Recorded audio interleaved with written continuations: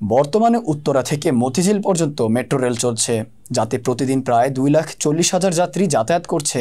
মেয়েদের জন্য metro rail একটি নিরাপদ যান হিসেবে পরিগণিত হয়েছে।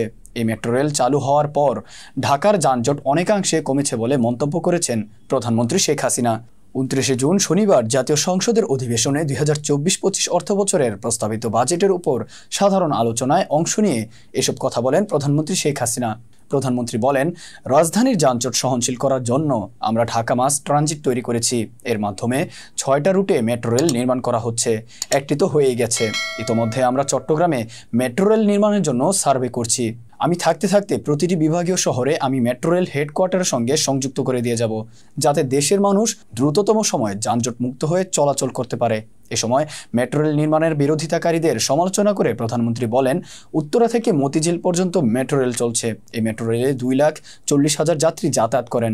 কিছু অর্থনীতিবিদ, বুদ্ধিজীবী মানে আতাল আর কি, বুদ্ধি বেচিয়া জীবিকা নির্বাহ করেন যারা, তারা বলেছিলেন মেট্রো রেলের কি প্রয়োজন ছিল?